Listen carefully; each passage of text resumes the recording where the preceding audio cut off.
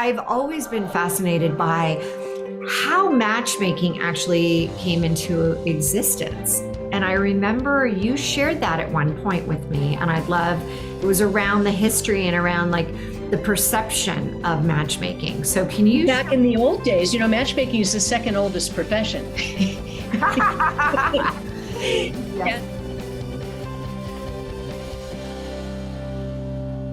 Hey everyone, and welcome to the ReLaunch podcast. Ooh, today is going to be so good.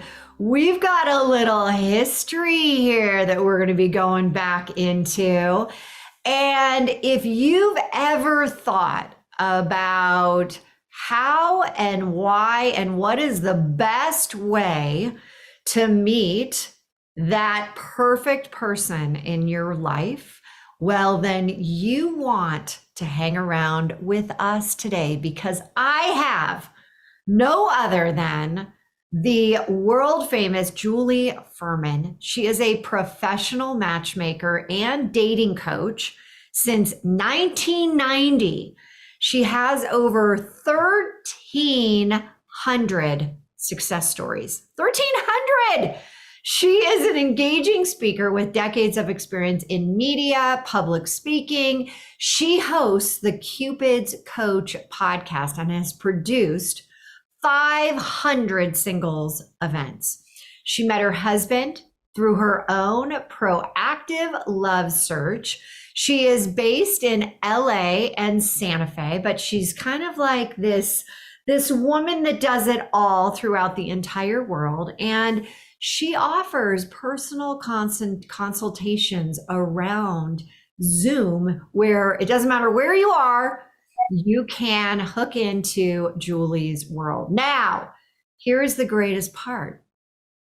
I actually met Julie years and years ago when I was dating someone.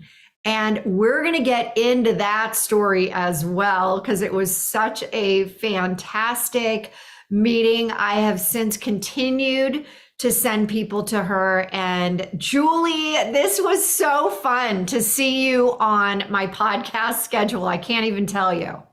Me too, Hilary. I've been a fan forever and ever and ever. I talk about my people and not my people. Like, you just know when you meet somebody who's your people. And that's the way I felt when I first met you. And I'm just sort of getting shivers that we get to do this together. Well, it's crazy how, we both have, people that are saying, hey, get together. You need to, meet this person. And a lot of times I don't see who's on my schedule until the night before. And all of a sudden I saw your name. I'm like, what? Are you kidding me? This is the greatest. So let's go back, because this was so fun to have my first meeting with you. There was a woman named Patty Stanger, and she is the millionaire matchmaker. And somehow I got connected with her. And next thing you know, she's inviting me to her place in LA. She had a beachfront house or something, and she was doing the TV show at that point, Millionaire Matchmaker. She was all a rave, and she's like, just come hang out with me for the day.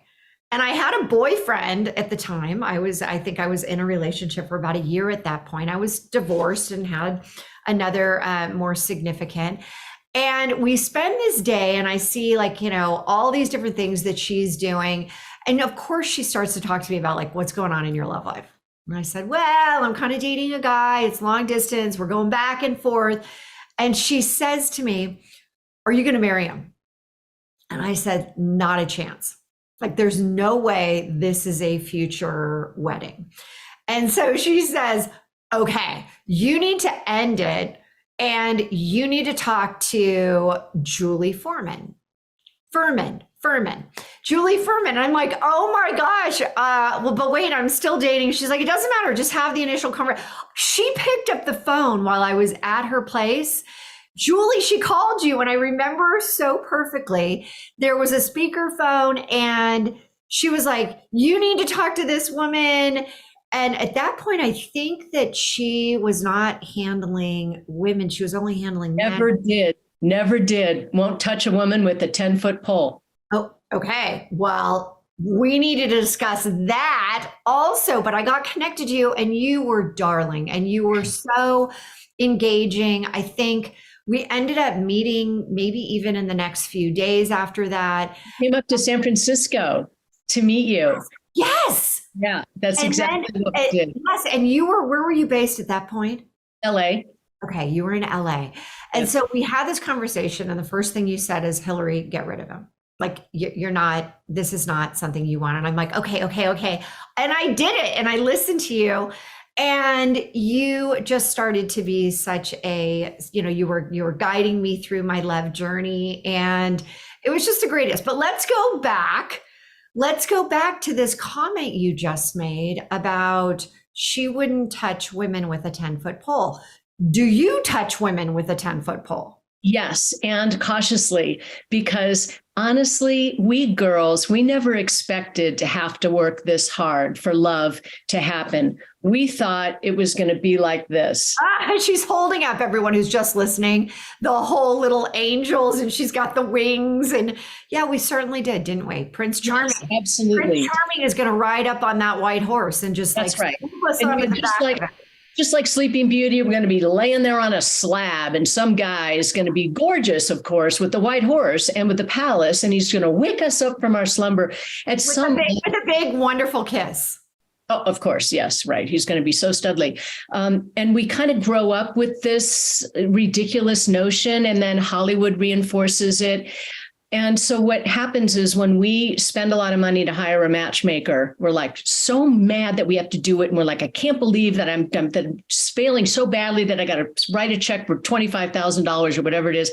And if it doesn't work out, whoa, we girls can be vindictive. So what happened is at the end of the year, the matchmakers look at, okay, how did the year go? And who were my problem people? Who made me cry? Who made me get up at 3 a.m? Who made me cash out my savings account to write a refund? And it was usually a woman. So little by little, I've watched it. I've been doing this for 33 years. One company after another just says, I'm only working for men. Girls can join free, but I don't want to be on the hook. And so I love women. I have more female clients than male clients, but we are 3 times as much work. Do you want to know why? Yes. It's related to the attraction conundrum. So I've been asking women this question since 1990. Have you ever met a guy that you were not particularly attracted to visually, but then you got to know him, and before you knew it, he became adorable and even dateable? 85% of women will give me a yes response to that question. Now, there are some women who kind of date like guys, because guys will give me like less than 5% of men will give me a yes response to that question. And we girls think that men are superficial and shallow, but guess what? They have equipment that needs to work. And if it doesn't work, it's guys. Seriously. If it doesn't work, you can't make it work. Like if they're not attracted to you, then sayonara, sister, right? It's never going to happen. If a guy doesn't have that immediate charge, the chemistry. It's a certain threshold for every guy. The thing is, women, 85% of women have found that they can get romantically involved with a guy that they initially didn't first find attractive. We have a term for it. It's Alison Armstrong's term, my favorite relationship guru. It's called the Adam Sandler effect. We have the ability to fall in. That is so true. I don't know if Adam knows that we are, using him as this perfect example of a guy who looks like an egghead until you meet him. And then you're like, oh my God, I'll go off on the plane with him. So, yeah. Okay, that is much more challenging because I got to go to the guy and I got to say, listen, how's timing, Jack? Because finally, if I'm working for Hilary, right, I've got her important criteria. And I know Hilary, if she's going to be dating, she would want a guy who's probably tall. He's going to be well-educated, super smart. He's probably going to be pretty good looking. He's going to be relationship oriented, not just a player who wants to have 8 girlfriends at once. And that's all great. So I found Jack and he's available. Oh my gosh. And then I have to sit here on the edge of my chair as I share Hilary's profile. I'm biting my nails. I'm like, I hope he says yes. I hope he says yes. Because I don't care how wonderful he is. If he's not attracted to who you are, I have nothing. So men don't like to have to wait for the right. And I don't tell them what's going on behind the scenes. I've got a brand new client right now. I love her. She's in LA and she's magnificent. I've already gotten 5 no thank yous because for every 1 yes I get from a guy, I'll get 6 to 7. Oh, Jewel, thanks for thinking of me. She looks great. She's just not my cup of tea. Who else do you have? Oh, God, this is so interesting. So I don't know if you know this. Actually, you might remember after we met. I'm a growth junkie. I love like learning. I love experiencing new ideas and putting them in place around, my own clients and my own business. And, it was so funny because I was so fascinated by matchmaking, and it ended up that I went to New York, and not that I was going to get into matchmaking, but I ended up getting certified as an international from the Matchmaking Institute, an actual matchmaker. And I did it, and it was so great because, I always believe in what I do and how I coach people, that you got to first love yourself. You got to date you. You got to, be willing to be in the same room with yourself for a very long time and love yourself. And so it was fascinating as I went through hearing even like statistics that you're saying right now about men and what they want versus women, and how women can end up falling in love with a guy that they found not attractive at all. And I remember after I got my my matchmaking certificate, I was approached by some women, and especially my really good friends, like, hey, do me, pick me, right? And I used some of that on, I'm thinking of one specific woman where she was like, yeah, not so much. And there is this guy. And I'm like, well, let's just play with this. Go out for a couple of dates and see. Well, guess what? They ended up getting married. And that was my one and done. But I remember seeing you at this event, and I've always been fascinated by how matchmaking actually came into existence. And I remember you shared that at one point with me, and it was around the history and around like the perception of matchmaking. So can you back in the old days, matchmaking is the second oldest profession. Yes, and, but it used to be when people didn't have access to, Match.com or the swiping apps or anything like that. So the little local Yenta, I think it started in the Jewish community, would say, hey, Susie, you need to meet Joel. And I think it's going to be great. And sometimes the families would get involved. It's still being done traditionally in India. But what happens now, I'm really not a matchmaker, Hilary. I am a possibilities broker. I am a relationship enabler. That's who I am. So the best way I can do matchmaking is to have a huge community. I've registered 36,000 men and women since launching my company 20 years ago. And 2/3 of those people are women. And then when we bought a home in Santa Fe, New Mexico, and I started becoming like the local matchmaker celebrity in Santa Fe, also 2/3 of the people who find me or I'm able to find and invite them in are women. Guys are much harder to find. And it's kind of like women think that guys might be commitment phobes or something, but really a guy has to be available. Timing has to be right, but then he has to be inspired. What inspires a guy to get off of his computer, out of his cave, and actually go on a real live date? He has to be inspired by a particular woman very often. Okay, so you just said relationship enabler. That is so good. And that you're not even referring to yourself anymore as a matchmaker. I have to call myself a matchmaker so Google can find me, because that's what people are looking for. Just find me the match, Julie, find me the match. But really, it's so much bigger than that. I really like them to go through my 3-month, it's actually 60-day boot camp first, which is everything that I need as the matchmaker to make sure this person is prepared and they won't blow their opportunities the same way they've been blowing it out there in the world for 20 years, right? So you mentioned this whole thing about men and men that are out there. Are the really great guys apt to actually hire a matchmaker? I mean, or is that kind of like an ego thing where, you want to know the honest to goodness truth?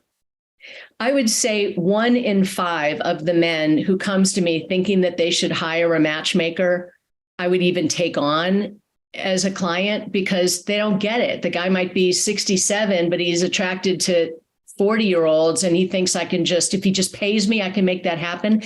I'm not a sugar daddy matchmaker. I'm not. I don't do it. I will say to the guy, if you need to meet somebody consistently that's more than 10 or 15 years younger than you, I'm not your matchmaker. Call Patty Stanger. She does that all day long, but I won't do it. So I have to find out if they're, see, it's really a function of what's their level of desirability, right? What do they bring into the table? And then what's their level of selectivity? So the people I will not take on as matchmaking clients is maybe they're a 4 in terms of overall romantic market value, but they want the 8. I don't care if you have the Ferrari, dude. She's not going to go for you.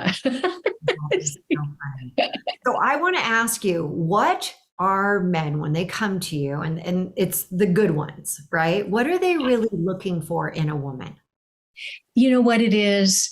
They're looking for what they call, every now and then they'll use these words, they want a soft place to land at the end of the day. And all the women want the guys who are successful, big, strong, powerful, and they all tell me the same thing. They're just intimidated by my success. Can I just put the whole thing to bed right here? I've never in 33 years heard a man say that he's intimidated by a woman's success. You know what it is? They're put off by the way we're being about it. When we say, oh, well, I always travel first class and I have to have this and I like that and I got to have, that's just gross to a guy. I don't care if he has 3 homes and always travels first class. One of my former clients said it this way. It was so amazing. He lived in San Francisco. I think I met him on the same trip that I met you all those years ago. He became my client, wonderful guy. A lot of women would kind of overlook him because he doesn't want to take a woman to a fancy restaurant on a first night. He might ride his bike and go to a coffee shop or have a winery or something like that. And he said the reason he finds so many women entitled and just disgusting when they're entitled, he says, so beautiful. He said, when a woman expects something from me, it robs me of the joy of providing it. Oh, everyone, listen to that. That's gold right there. I have to tell you, when you were saying that, I remember a date I went on where I came in hot. I had not hot as in looking hot. I had been in a board meeting almost like the entire day. I remember like very quickly at the last second, I put on a little lip gloss and I come charging in and I sit down and I'm meeting this guy for the first time. And I'm like, well, I did this. And he's like, how was your day? And I'm like, oh, well, it was this and that. And that was like, one and done. Like we were like, this isn't going to work out. And then when I met my husband, it was when I was at my most vulnerable and I came in and I remember the date and it was like, you know what? Yeah, things, I didn't want to talk about business. I didn't want to talk about anything because I just wanted to be present. And I said, my husband, it ended up being that. And so how do you, with business women, with women that are, they're all that, they're doing well, they just have not had that, that amazing connection. What do you coach them on? How do you coach them to say, hey, tone it down a bit, lady? It's complicated, and it's not that we need to dumb ourselves down, but a man needs receptivity. The more masculine he is, the more feminine he needs his partner to be. I see sometimes relationships where they're both kind of masculine and feminine. My husband and I are like that. We're feminine and masculine in different ways. He jokes around. He says, I'm just like a guy, except you can have sex with her. It's hilarious. Because I'm kind of like a tomboy. I'm kind of like hanging out with the boys all the time.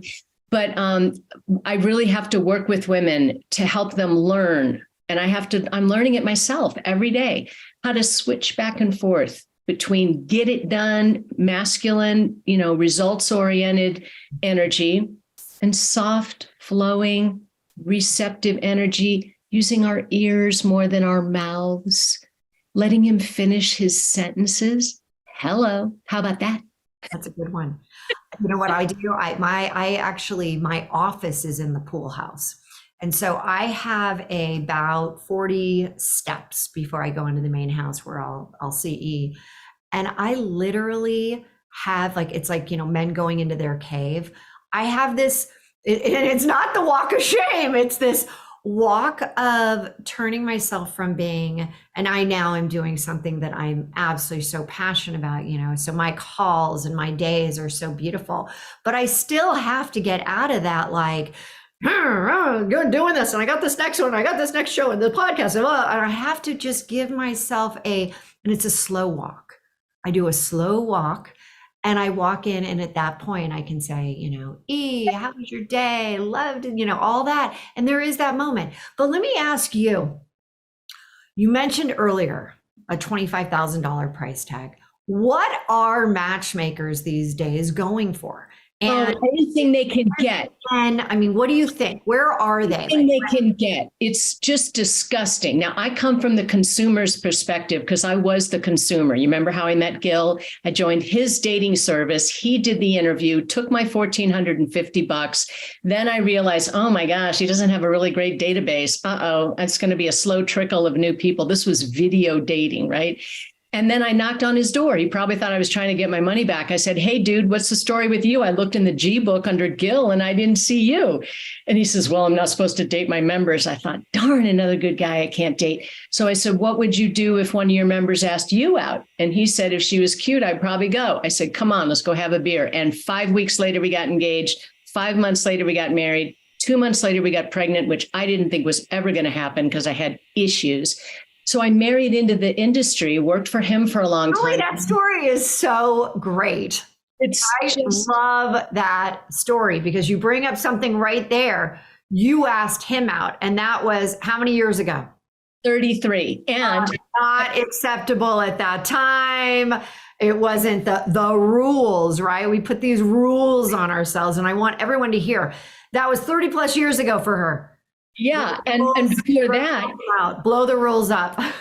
Gil Ferman's mother literally tripped Mr. Ferman at the Catskills. This was in the 1940s. He falls flat on his face. She helps him up. She says, I knew I could get you to fall for me. And she has a little card. She sticks it in his pocket. And on that card was her name, her phone number, and a short message that said, Al, when you get back to the Bronx, darling, you call me. I'll be waiting for that call. She took him around by the nose for 56 years. Oh, we girls are in charge of so much. It's not up to them. It's as simple as saying, if you asked me out for coffee, I'd probably say yes. Or you roll your window down, as one of my clients did at a golf tournament. She says, so aren't you going to ask me out? Please, ladies, it's up to us, especially since Me Too happened. It needed to happen, but it's had some bad consequences. Really good men are not approaching women. And COVID didn't help either. So we got to turn the cab light on. Let's talk about that. They're not approaching really good women, or really good men are not approaching women because what are they most concerned about? Let's just call it out. They have too much respect for us. They don't want us to feel preyed upon. They don't want to be the, hey, baby, how you doing? They don't know how to do that. I've got a beautiful, wonderful new client in LA. I just love him. And he is 66 years old, recently separated, going through divorce, hasn't dated since a really long time ago. And what a joy it is to just line up wonderful dates for him with quality women who are interested in meeting him. A lot of the matchmakers are doing blind date matchmaking. I'll tell you, one person that doesn't like a blind date is a man. If you're dumpy and frumpy, or if the guy's not particularly attractive, yeah, blind date matchmaking is what you need because your photos are not going to help you on Match.com. But if you actually are quite appealing, deservedly selective, don't do blind date matchmaking. What a waste of money. And a lot of these matchmakers are charging a whole lot of money. There's an agency up in San Francisco, I think you know which one it is, who's charging $300,000. I want to know what you get with that. Do you get a Porsche? Are you kidding me now? I'm not kidding. Are they women, or are they just taking men? Find out for me. Find out for me. We'll do some research here because that is just incredible. Outrageous. And no matchmaker can promise relationship. We can't even promise second dates. Too much can go wrong. A lot of these matchmakers are charging these fees and they're not even setting up the first date. I orchestrate everything, and I've got a $10,000 price point. I orchestrate the first date. I don't give out last names. I don't want anybody Googling, but I set that reservation and I confirm with both people. Are you excited about your date? We have a date going on over lunch today in Los Angeles. Set it all up, made the reservation. Are you both set? Okay, let me know how it goes. That's what a real matchmaker does. Along with the feedback and coaching, like, okay, I think I know why you're not getting a second date. I think I figured it out. You got to know. I make them beg for it. They have to really want to know. Because if I just write it in an email, oh, your breath is bad, or, oh, you're on your phone too much, or you're talking about politics too much, or whatever it is, they can't hear it. They have to be receptive to hearing it. So it goes back to what you said, that, that we do put all of these rules onto ourselves, and the rules, who came up with the rules, right? The stupidest book. Anybody who has that book needs to take it out to their barbecue pit and torch it. It is the worst advice I've ever seen in a book about how to date. And which book are you referring to? The Rules. It's called The Rules, and it's just. And get new rules from Julie Ferman, Cupid's coach. I will set you straight. The rules that are out there are good. I am a big. I think that there are certain rules that, we should follow, but around love, I have to say, it's got to be your intuition has to be your guiding light. I mean, I remember when I first met E, I did the cardinal sin, apparently. After I met him, I called him and said, hey, I had such a great time, but I had a few glasses of wine because I met him very late at night. It was kind of this crazy story. I won't go into it now. And I called him the next day because I was like, wait, I think I really like this guy. We really had a great connection. And I said, hi, I'm Hilary. I have 3 kids. Can we go through some of the things we talked about? He thought it was the greatest thing. Rule breakers are what we're looking for these days. So You've explained this whole how you got into this business. You married in, and it became your life's passion. And for those women that are out there that are now contemplating online dating, they're frustrated. I can't even tell you how many people come to me now, and I'm relaunching them, right? The big relaunch. I'm ready. I want to do something. What do you suggest to those women that are now like, I want to do something, but online dating still feels sleazy? Yeah, have them register privately with me. It's free, it's private, julieferman.com, and I will help them sort it out. What I'm really passionate about is helping people do dating well, so that the dash that is between relationships is expansive, it's rewarding. The first 30 days of my boot camp, I don't want anybody dating at all, because we're going to fall back in love with ourselves. I will guide them through the selection. Little detox in that first 30 days. Because people get addicted to this whole business, right? So it's really important to take that time off, but I'm going to help them create their profile. And most importantly, what are your top 3 critical criteria? These are the 3 things you'd rather be alone for the rest of your life than partner with somebody who didn't have these 3 things. Usually for a woman, it's integrity and character. They'd rather be alone forever than partner with a guy whose word they cannot trust. So that's usually there. Kindness is usually there. And people say, oh, wait, that's just a given. Just drive on the freeways of Los Angeles and you'll see a lot of unkindness out there in the world, right? So, and then the third is usually something around shared values, passions, things that we can do together. But it's not height, it's not hair, it's not how much does he make. I don't care how much people make. I want to know what their relationship with money is. Do they earn more than they spend? I like the millionaire next door better than the guy who's driving the Ferraris. I'll tell you that for sure. It's interesting because I'm sure women out there right now are thinking, well, what do you do with men? And I have a brother G, we call him, my brother Greg, and he's recently divorced. He's going back out there. All right. G comes and gets involved with your program. What do you do? What do you do with the guys? Oh, I love it when I get a new stallion in the stable. It's my he's definitely a stallion. Where does he live? He was that guy who's up in Northern California, and he was that guy Send him to me. that I will so take care of him. married, has 2 kids, beautiful ex-wife. They have this great relationship, and he's frustrated with online dating. Yeah, send him to me, and I will so take. But what do you do? What I need to know. First thing I do. We want to know what, if we get hooked into one of the guys that you're working with. Yeah. So right after I talk with you, I'm going to be on the phone with a guy named Mark. It's a screening call. It's a free 30-minute call. While he and I are talking, I'm going to be putting together his profile. I've written 35,000 profiles. I'm really good at it. I can do it really fast. He doesn't even know. I'm just quietly typing away while he's talking. And then I'm going to look and see what women in my world deserve to meet him. I'm not instantly going to try to sell him a $25,000 program. First thing I'm looking at is what women in my world deserve to meet him. And I will look for an introduction for him with a woman who's a current client or a former client or somebody who's done that little $295 Zoom call, right? They deserve a shot at this guy, Mark. But I don't have anything until I go to Mark and I say, I've got this girl, Hilary. What do you think? Because he might go, not so much. Who else you got? But I only share with my women good news. So first I got to find the guy. He might do that $300 consultation. He might do my $3,000 boot camp, but I kind of want him to do that stuff first before he becomes the matchmaking client. Most of the matchmakers are signing on that high dollar client and introducing him to the hottest babes they have. And the guy might get married, but he's going to get divorced 2 years later because it's got to be a lot more than just looks.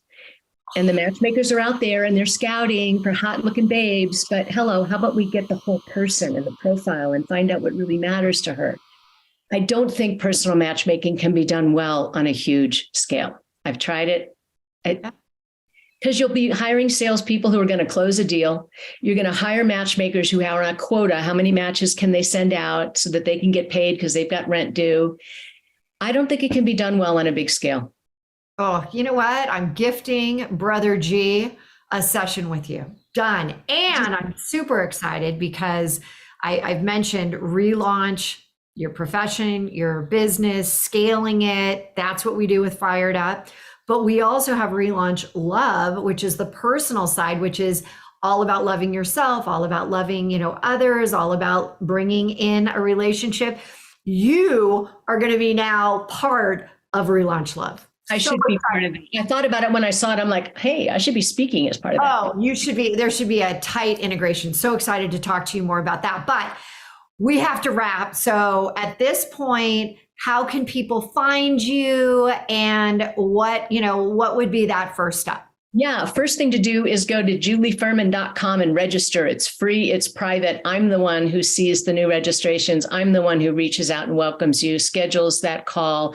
And then also the podcast, the Cupid's Coach podcast. I've done over 120 episodes and it's the best thing I've ever done and it's totally free. Oh, Julie, it has been so much fun. My energy right now is off the charts. Me too. I'm driving up to Boulder right now to see you. That's what I'm going to do. I just think you're the best. And everyone listening out there, you've heard how you can start to get engaged. You might have a friend who needs Julie right now if it's not you. And again, Brother G, I'm going to be hooking you in. Let's start with Brother G. I can't wait to talk to him. Well, you're darling. Thank you again for being here. And everyone else, you know what? Right now, you've got massive relaunches. You've got smaller relaunches, micro, and the mega. And I want you to really think about, it's not one or the other. It's not your business that you're trying to scale. It's your business and your life. Growth comes in all shapes, but you have to be willing to be open for growth in all areas. And right now we're talking about personal life. Julie, thanks again so much for being with me. Thank you, Hilary. I love you to pieces. If you like this video and want to get more like it, head over here.